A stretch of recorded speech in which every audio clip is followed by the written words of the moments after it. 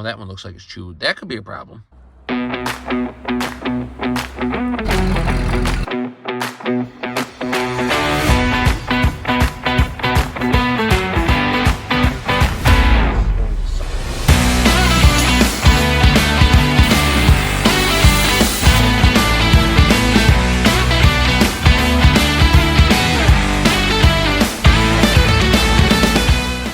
Guys, what's going on? Welcome back to the channel. This will be part 3 of the, quote, garbage con. Let me show you what we've gotten done so far. Since we last met, I've taken the entire dash cover off and discovered a ton of wiring that's been chewed. This has been chewed. This and this are supposed to be attached. Then, as you guys can see right there, there's another harness that's been chewed. And then, as I try and do this and hold the camera at the same time, this wire has been chewed, and that wire goes to this plug, which goes to the sensor that's up and normally in the front. And then this is the other plug that the rodents had an absolute field day with. Underneath the dash, I found a wire that goes to the parking brake. I'm not sure what else, because there's a lot of clicking down there where the body control module is. So I'm hoping that it's not a ton. I'm kind of hoping like the majority of it's up in the upper part of the dash. You notice I'm not wearing the Tyvek suit. I'm not really moving stuff around in here, so I don't need it on. Obviously, when the headliner comes down, oh yeah, I'm going to be wearing it. And when the seats come out and stuff, because, I mean, just the rodents destroyed this thing. That's unfortunately what happens. A little part of me thinks this sat longer than just overnight and they chewed it up. I mean, it could have been something down there got chewed up and screwed it up. And then, I don't know, because they weren't out of here. I mean, they had a field day. I'll get you in again a little bit closer. That's the top of the HVAC.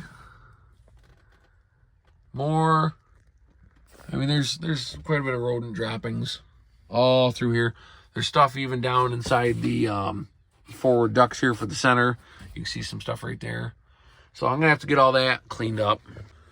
When I did this Suburban, I think I could actually take the ductwork out of that, if I remember correctly. This one, I gotta look. I don't know how it comes out. I'd like to. If I can take it out and get right down to the box, perfect. That's what we're going to do without taking the dash out. But I'm not going to bore you with the wiring. I'm hoping in the next scene for you guys, which will be half a second, if that, this will be started.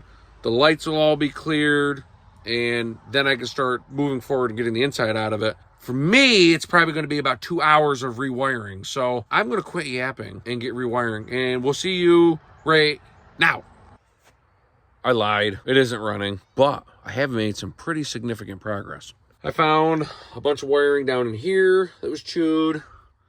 One here that I didn't like. It was kind of shaved off, so I fixed that one. I fixed this one. As you can see, that mess up there's been fixed. The sensor, I actually extended the wiring, redid that. Nothing's heat shrinked or taped up yet. On that big harness over there, though, there's 2 purple wires. I'm not 100% sure where they go. They might be, like my father said, universal. Who knows? None of the door speakers work in this thing.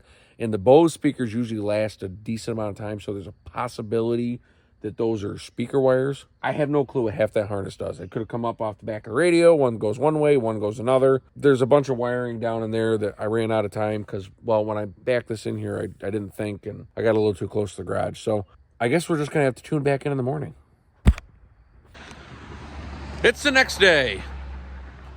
We've got the truck moved forward a smidge. I used the Crash-O-Max to drag it up a little bit, but now I can get you here and show you what the other side looks like. You can see all the little, wire buttons that I had to snip off. This is a little bit better look at this side that I was showing yesterday. There's the 2 purple wires. There's 2 butt connectors. Is it autofocus? There we go. I'm not sure. I looked a little bit last night. That could be radio stuff. I don't know. That might be why all the speakers aren't working. But this down here, these wires hanging here, I'm assuming are for the trailer brake. This doesn't have it, so I'm thinking that's what they are, because they don't have like they're chewed. They're just, oh, that one looks like it's chewed. That could be a problem. Well, I have to figure that out. But this is the other mess that I got to figure out, which actually, looking now, that blue wire and this wire might actually be part of the same thing. So there's a bunch of stuff in here I got to get rewired. I'm going to get the face mask on, put some gloves on, of course, and start digging through my mess of tools that I have laying here. Start putting it back together. Also, positive note, Monday, which would be 2 days from today, the welding plastic kit that I bought should be here. I looked, to replace this whole dash, it was like $600. Not gonna happen. I think I priced out a little bit today. Total for what I know I've got to fix, maybe $1,000 will be into this thing. Maybe. So I'm gonna fix the dash. You might notice it from the upper half, but again, as I said before, it's all about budget. I want to try and save some money on this old girl, but make her look good again at the same time. So I'm gonna get all the wiring redone, and then I'm hoping when we come back in a few seconds, the truck will be running and the check engine lights will all be off. Fingers crossed. Well, guys, yet again, it's been another couple hours. I'll show you some of the progress we've made. You can see the gauge clusters in. There's a whole wad of wiring over here that goes down in the A-post that was redone. There's a bunch up there that was redone. I'm still not sure because there's a lot of clicking, but that's not the important thing, because I'm down to one fault code. That's it. Everything else is fine. I can't get the truck started, so I'm letting the battery charge. But this is the kicker. Ready? I just popped that open. That might explain why none of the stereo seems to be working. And I still seem to be getting an awful lot of clicking down below. The body control module is. I'm hoping that I'm going to find something in there that's causing that to go clickety click click click, and then maybe we'll fix it. But right now, the only speaker that's working is way in the back. This is on the driver's side here, the tweeter. None of the other ones work. That might be why. I guess I'm gonna have to clean that mess out and fix it. Okay, well, I've removed the mess, and I'll show you guys this. This is the main harness. I'm assuming, I think off the bows, if I remember correctly on these. That's all chewed to hell. Down there's the airbag sensor I was talking about. That's all chewed, it's not even connected. This thing, whatever this is, that might be to the rear controls because none of them light up. I think I'm gonna let the battery charge a little bit more. Then I wanna start the truck. If the airbag fault code is the only code that's left, then that's obviously why, because it's not connected anymore. I think I'm gonna let the battery charge, like I said, and we're gonna get this thing, see if we can start it. If the gas pedal's cleared, all the other lights clear, I'm gonna replace that cooler line, and then I'm just gonna move the thing over, and I'm just gonna start gutting it. I'm gonna get everything out of it. That's probably gonna be in the next episode, so get this thing off my head.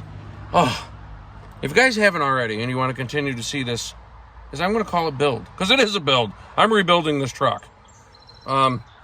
Click the subscribe button. Have a post notification on. Give us a thumbs up.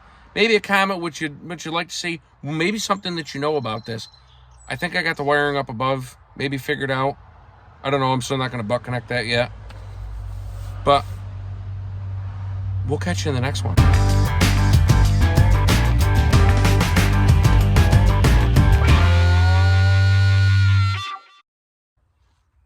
Oh, those are nice and sweaty. Yummy.